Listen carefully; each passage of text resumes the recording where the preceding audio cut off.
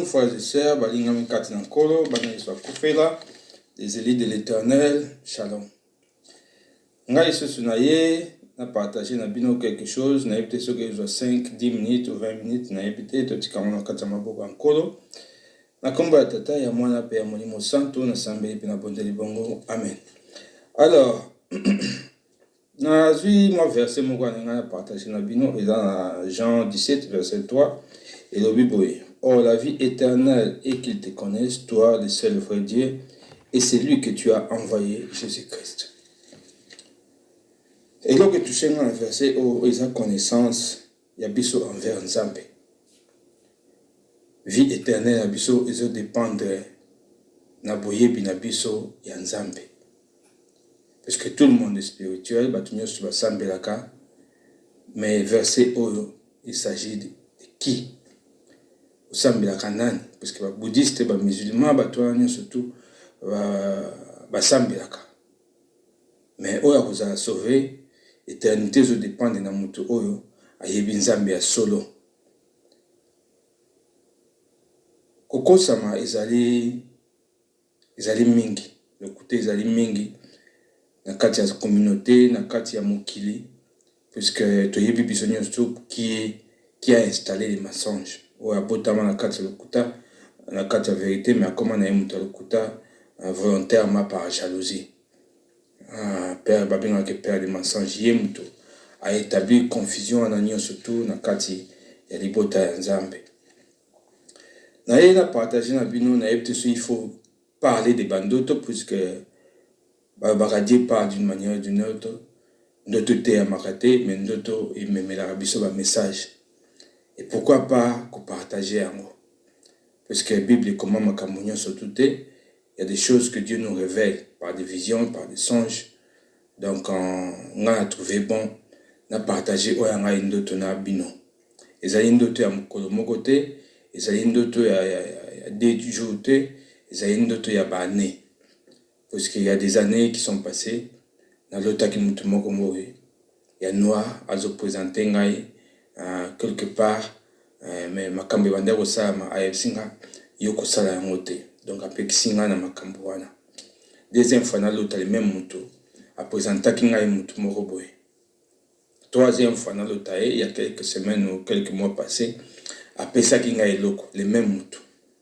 Alors na bandoto nyonso tu na tika ko mona elongi ya mutu wana te. Na mona ke à partir ya awa tina se. Ça ne me surprend pas, puisque quand je ne vois pas la figure de quelqu'un, ou je ne trouve pas ça étrange. J'ai la taille de David, donc, na ba émission o na bande ko tala na tala mingi ba émission belé o elobila makambo Nzambe, moi je regarde, je prête attention. Donc la foi vient de ce qu'on entend. On a déjà bien information partout pour nous coller ça qu'on dit manangai. Alors on a talaki pasteur Joseph Kikonga oh ya Kimbangiste azote il y a quelque part il a dit ce que mon mutuana Alexa Elongna était Jésus Christ. D'après les informations que j'ai, na yebi que Jésus Christ aza mundelete. Donc, on a confirmé que Mutuana Oyakautalangai, c'est Jésus-Christ. Yesu. Donc, Jésus T. Yesu. Yesu. Donc, on peut l'appeler Jésus. Il y a ignorance, mais ce qu'il y a, combat Yesu. Donc, on a des sixième sous. Yesu, nde mutuna monaka. Mais na moni vital vidéo mususu, témoignage à frère mususu, abengi papa Kimbangu, papa Simon Kimbangu. Moi, na yebite c'est qui puisque la monnaie est longité na yebike eza mutu moko qui était dans les bons, puisque ils ont la kimia pembe na ye a tout simbinga na lipeka comme si j'étais son petit de confiance. Donc c'était dans les bons pe ala kisinga makambo o alingite a présenter nga batu na ye a pesinga pe loko. Alors comment il commis tout na l'aine avec un message on n'est pas Joseph, frère Joseph Kikonga, ou à Kimbangi Sazote à Mikolo. azalaki na église ya réveil alobi azwaki barévélation akota na papa Simon Kimbangu kiangani yango wana ememi ye akoma sikoyo na kati ya famille ya Kimbangu. Alors natiaki wana mabondeli nayeba soki fo nandima message na ye ou pas naye kolota ndoto moko boye naye kolota ndoto tozali na kati ya ndako bato bazosola kaka ndenge ezalaka bato bazosola. Moi j'étais là avec papa Diangenda natikaki koyeba ete puisque de son vivant nous on était jeunes bamakambo wana toyebaki yango mpena te mpe ezalaki populaire te.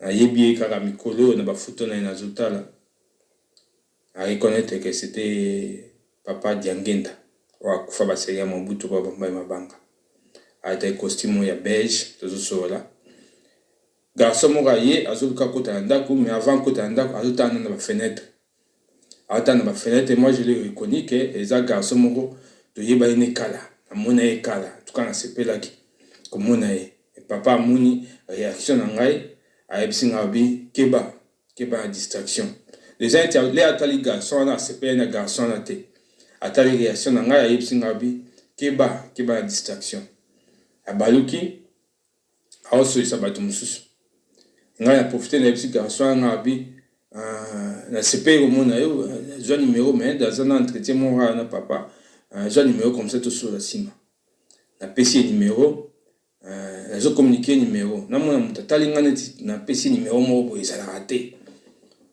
nayebisi ngai numéro nini yo kompesa na telefone na yo natala numéro nini yo tia nazwi telefone na ye natala boye nazomona esali bakaro moko boye ya mike bafoto moko ya mike misato foto ya papa Simon Kimbangu ya Diangenda na ya papa Kiangani oyo aza actuellement na Kamba bafoto ya bango misato ebimi na telefone na ye natali ye nazomiseli telefone ye atali ngai adongoli papa Diangenda abima na ndako wana mbangu neti bandako na biso États-Unis ezalaka koza na ndako na nsima ndako na ope zamba ebandi mbala moko wana donc bato mingi batonga ndako na bango ndenge wana na nsima ndako na ye zamba donc abima na ndako akota na zamba kini nalamiki na ndoto j'ai compris que baboyi ngai aza na distraction pe mutu oyo alingaka kota contact na ngai papa Diangenda ou bien bango misato wana bamitié entre ngai na ye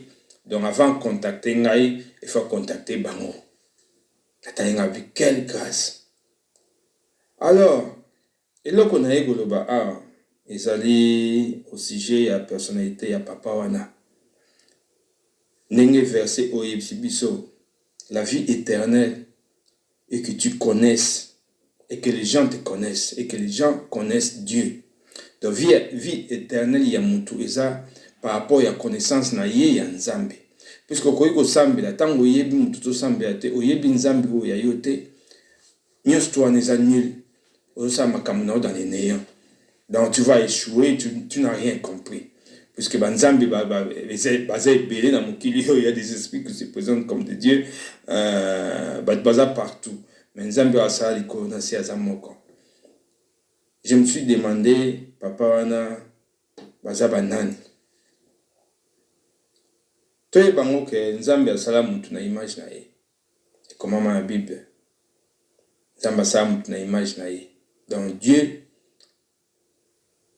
aza neti biso tozwi oyo toza nango à partir ya Nzambe. C'est pas étonnant que mutu moko a se présenter alobaka ngai Nzambe.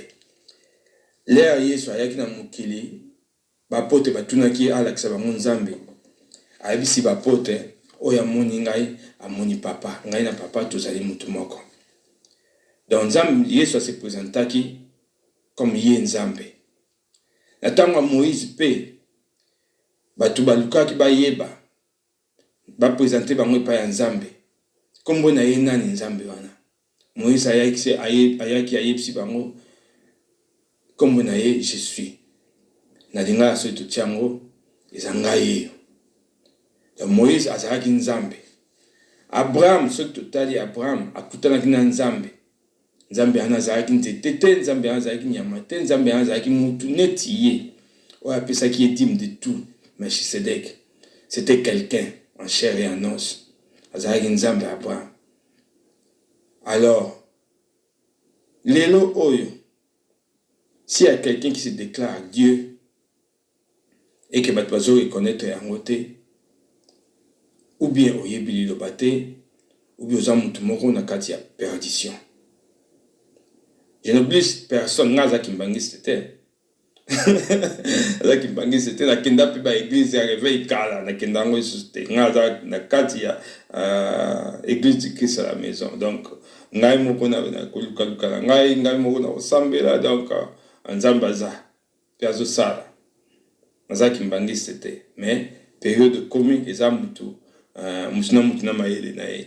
Donc ça va 1 plus 1 comprendre luka nzambe a se révéler na yo soko lingi pe na makambo nzambe nzambe akomi lakisa akomi bomba te puisque les temps sont mauvais pe tango ekomi ya wela so za ka kata distraction ils passé za trop nga luki nzambe na luki na yeba ye. En tout cas c'est une grâce ya ko yeba que je suis dans les bons.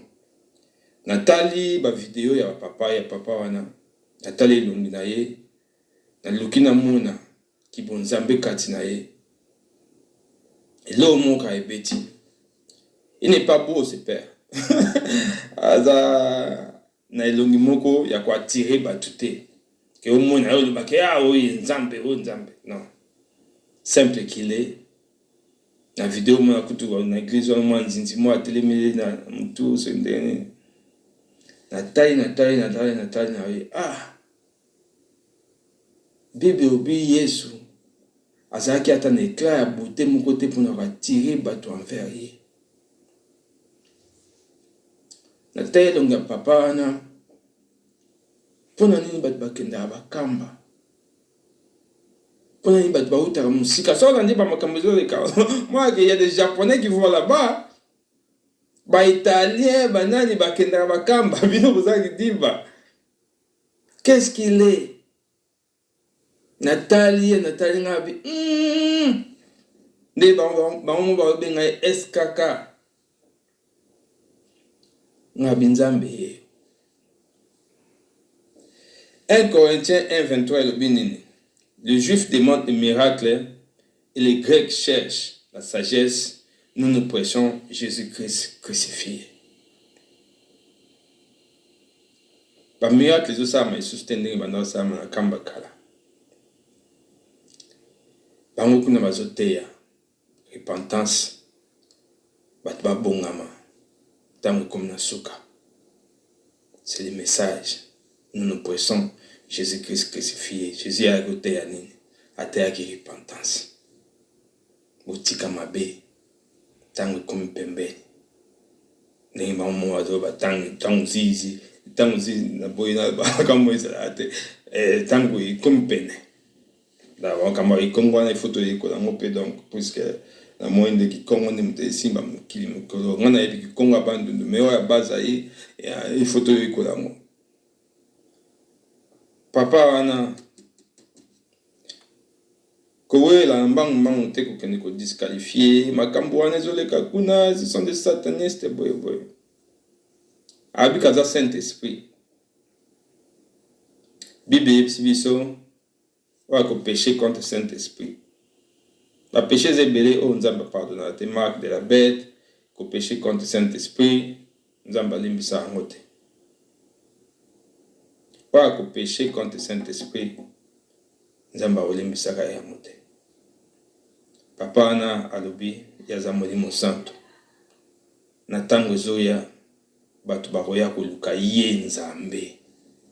Natali ba video na yeko pe banzembo mususu. Oya bango bakimbangista. Kimbangu longisanga pasi na ngai moindo ekosila mokolo nini. Koyeba nzambe makambo nzambe kuma elenge so comprendre eza te ke osouffrir osasende eza kitoko to soko bakomprendre makambo yango. Langage ya nzambe eza tellement simple mpona bano ya ye ndenge bakomprendre yango. Alors mutu na mayele na ye bosala 1+1 boluka boyeba toza wapi mutu tozalaka na ye aza nani. Babengaka Afrique Madeleine. Donc mokili banda wana nzamba asalaki mokili à partir ya Afrique tant que berceau de l'humanité. Asalaki mutu moindo. C'est pas étonnant que nzambe azala mutu moindo. Ce qui ozosambela yesu moko ya mondele na image na yo eza ke nzambe aza mondele oza dans la fausseté. Bazoluka préparer mutu na yo au recevoir nzambe moko ya mondele qui est l'antichrist. Nzambe aza mutu moindo, nzambe tozalaka na ye. Papa wana ya kamba aza nzambe. Message nange ko scandaliser bato ebele. Ko scandaliser bato ebele, mais tout ça mundamu tapona le côté oyo se retrouver. Nga nayebi ke mutu apesa inge eloko wana suka wana apesi ngango na tina nazoluka nasala nango nini eloko wana. Mais dans l'entretemps na partager message. Molimo santu ye moko ayebi eza ya nani message oyo ekotouche nani. Nzambe aza na bino botika koluka nzambe te, puisque connaissance ezali. À l'aide de la connaissance, l'ignorance est un choix. Ndenge balobaka na français oyo nga napesi bino ezali kaka mwa inchi moko boye ndenge basi babwakela bato bajeton soki oza na distraction ocomprendre mpe langage ya mwasi te. Saint-Esprit baloba ndenge wana abwaka mwa biloko moko boye. Il faut ozala apte yango wana bazosenga biso to marcher dans l'esprit oyo azomarcher charnellement acomprendre makambo ya nzambe te. Makambo oyo nga alobi oyo bana nzambe bacomprendre yango. En tout cas tofungola miso.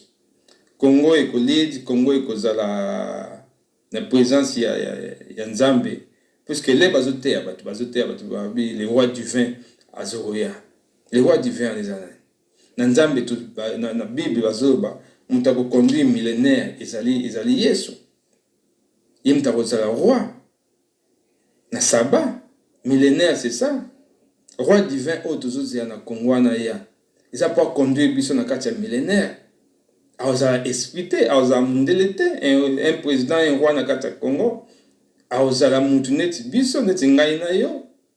Mena esprit ya nzambe na kati na ye. Esprit ya Yesu na kati na ye. O babengi roi du vin. Siko le ya so yo yebi ba makambo na zo ba te. O roi nga na paye. Pe okozala te puisque ayebi déjà idée na yo. Okozala te, tu vas rater. Donc to fungola miso to mi pesa valeur. To tia bato mso liboso te yo mo mitia na nsima non. Donc nga zo komi loba na zo batanki enfant mwana nzambe. Donc na métier wana pe na za wana.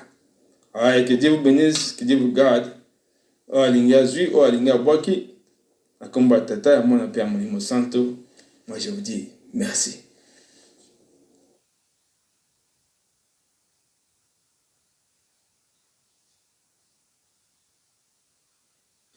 Bonjour, bonsoir, frères et sœurs, bien-aimés dans le Seigneur, shalom.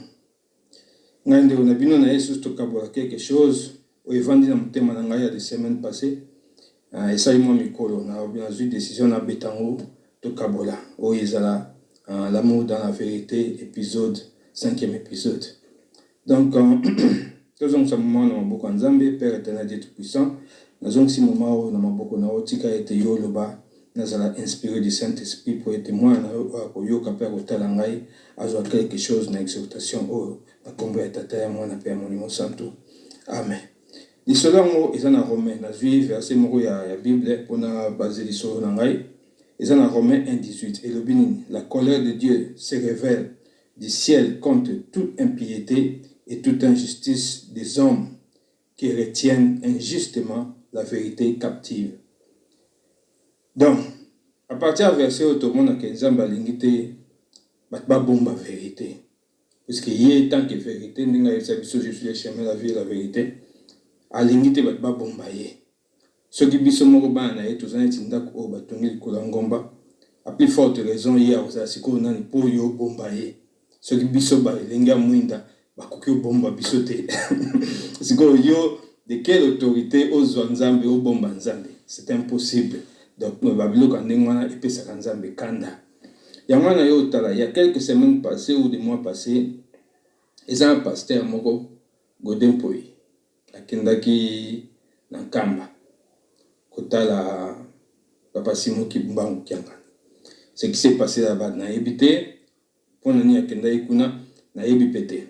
Mais est-il que na ta vidéo moko azoye bisaba ndimi na ye ceux qui na fukami kuna ils ont problème ni ba génon ils ont bino na ta prédication bimbateka moi extrait wana et ben dans les canaba na réseaux sociaux de la monaki extrait wana zo bisaba ndimi na ye que ils ont ba génon na bino te na fukami na fukama kuna problème na bino ezani problème il faut ezala puisque yom tozote abato Nzambe et on te voit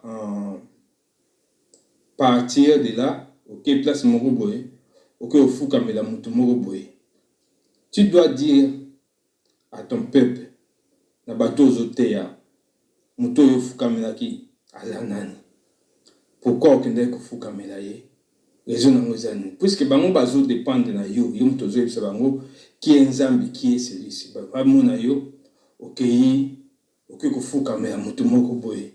Et puis comme raison, aux yip sabango et talibangote. Eza mabe makasi. Quelles que soient les raisons, ou akendela kuna, balimbisiye ou bien bapesiye na yebite. Mais ce qui est vrai, c'est que il faut yebisa bato. On a kendela kotala azanani, na kendela kuna pour quelle raison. Babiloko moko wana, erreur moko wana mobuto salaki. Des sommes vivants. Pouvoir na place utaki ayebaki yango parce qu'avec l'enseignement ya papa Joseph Kikonga nazomona azolobe ya bato babiloko to yebaki te pouvoir na ye utaki epa ya papa Diangenda donc Simo Kimbangu mutapesaki apesa déjà ba pouvoir wana pa bato donc Mobutu a hérité la bénédiction ya papa Diangenda donc dès son vivant yem takuka yebisa biso bien qui était cet homme. Tolinga toye banzambe na biso bandakala. Soki batunesi na niveau na ye babanda déjà vous présenter. Au moins mabe bandikala. Bat babandi ko bomba ye il y a longtemps. Yangana ko mona ba répercussion wana Mobutu a que kufana timbwa na pays moko bo étranger et comme il est passé. Eza babiloko ya bamasuma memaki ya kuluka ko bomba nzambe. Pour nini olingo régner yo moko alingi ki bukonzi et puis s'il présente quelqu'un d'autre tant que mukonzi et comme il dit ba konzi la place moko donc mieux pour lui à reconnaître en cachette et en public yenda za mukonzi eza erreur mukonzi za moko a tio représentant ezali ko kitisa yote ozana mukonzi. Mais mon conjoint a tchéo azam konzi moko spirituel avant dinae parce que ça qui wana apesio au kumba peuple nae y a pas de mal en ça bato misala bazali baboyi bazali ba charpentier bazali yo so batio président oza niveau likolo oza tina obomba oza tina obomba nzambe te Mobutu asali nyonso tout à l'obité, les papa Diangenda Koufinda yo présenté, cet homme ici était un prophète. C'est quoi ça, nous t'as Koufi. Ça libéré, il y a un pasteur, oh, bazo sala. Bah, te belé, dans un cas, exemple, il y a pasteur Godin pour épouse que, il y a frappé dans la news, dans Makambon, en Atalaki. Mais il y a des gens qui vont là-bas on va se reconnaître papa wana aza nani et qui ne disent rien bazo yebisa bato te ngai na yebi yango depuis quand kaka ba mikolo eleki par un songe on a senga ki ya lakisa ngai alakisi ngai maintenant je commence à témoigner de lui et zui nga nini na père de loko nini j'ai tout ce que j'ai ma bakisa mene bizu na mapamboli ozo yebi no boyebi te éternité c'est le consacré na mote confesser kaka nzambe que papa wana aza nzambe papa wana aza saint esprit soko za mona tembe chama bolo mona se sambela na oki témoignage ya sœur mobwe asambela ki papa simo kiangani abimele na chambre na buto soko za mona na ye akolakisa yo kengai nde papa na yo malamu yeba papa na yo ke oyeba yete va fabriquer le nzambi mobwe et que maintenant tu te retrouves avec un Dieu que tu ne connais pas on les a mabé makasi au péché deuxième commandement tu n'auras pas d'autre Dieu devant ma face. Et ça, eloko bazango na simplicité te. Luka peno ye banzambe oyo sambelaka azanani. Ngai na osufo réponse wana pour mitungisa mate. Eskaka Simon Kimbangu kiangani. C'est Dieu. Na lisola Simon Kimbangu oyo bana makasi. Leto soko lezaki lisola papa abotola ki nzombo soka zaki soda solingai. Abotola ki nzombo.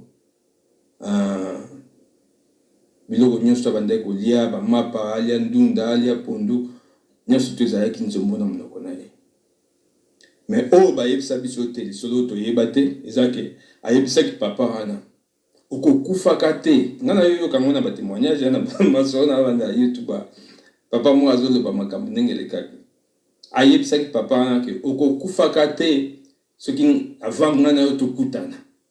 Donc avant hier na papa Simon Kimbangu avant kufa bakutana Yesu. Mutu wana aya kokutana na ebembe ya papa Simon Kimbangu ngai bazomema onso na kamba. Akenda asenge ebembe pardon. Bapesi etan asolola. Asololi ya yozonga. Bapesi biloko alia. Allié attesté et commis biloko. Allié ndunda ezo test net ndunda allié fufu ezo goûter du fufu après mi kolonde papa na ya kokufa mais avant wana ce type a se suicidé sur 3 fois à la muka akaka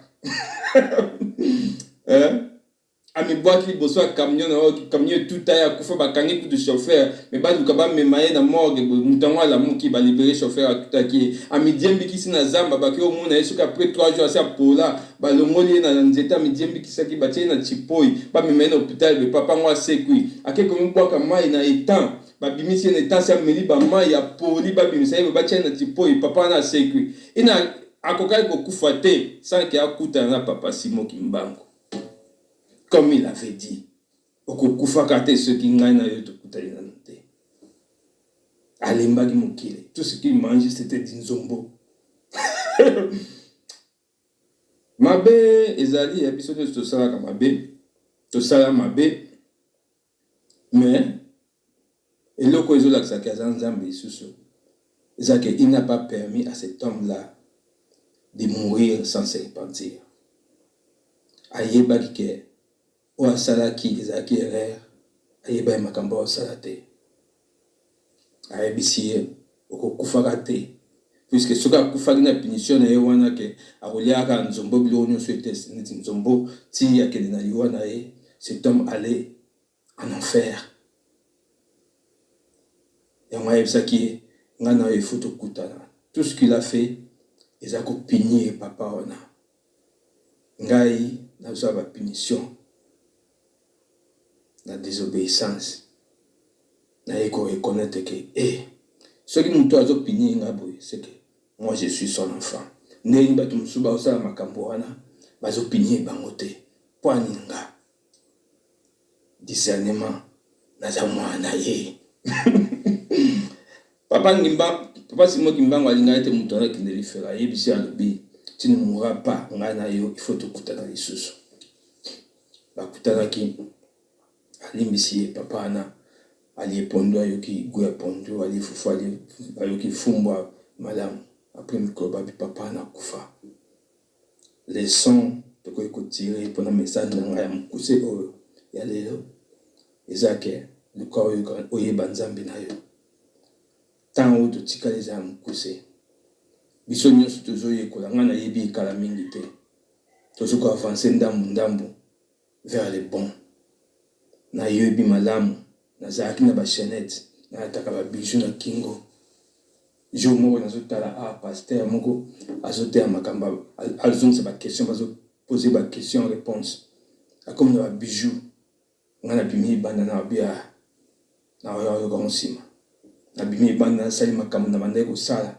na yo zonga c'est comme si quelqu'un avait posé la vidéo que oya ozonga ota la vidéo oyo message oyo faut yo kango na yo zonga vidéo za ki place ngana tika ki yango j'ai fait longtemps dehors vidéo zonga na yo zonga na kuti place o ngana tika ki yango zoloba place o ngana à comprendre que c'était un message yanga il faut na yo kango que mobali ou bien moi sine ntokola ta ba bijou te ba chaînette banini alors na yo qui a une décision il y a là ta suite j'ai mes bijoux ba bijoux na ba collier ba chaînette amulaï banini na une décision il y a là ta mo suite donc makasika moi lonzo soki monani et tiami problème ezate pour mon ami moko papa la ta ne montre na bac donc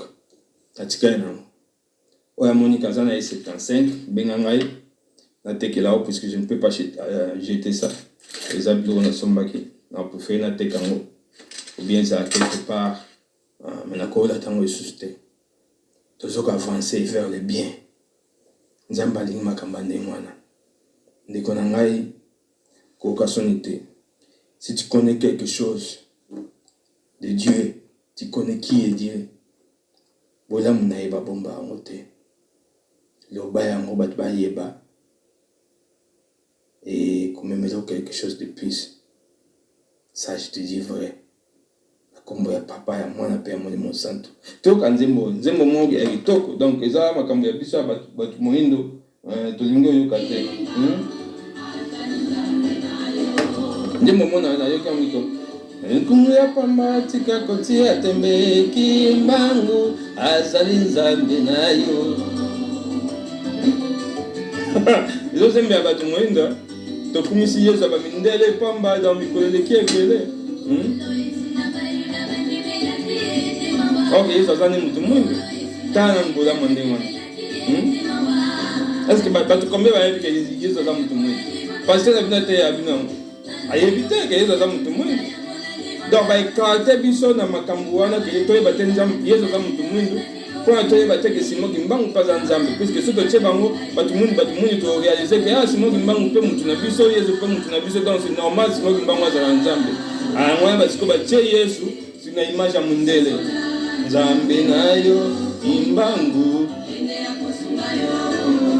sosola kilo ufundu ya pamba tika kotia tembe kimbangu azali nzambe na yo. Portez-vous bien, frères et sœurs, que Dieu vous bénisse.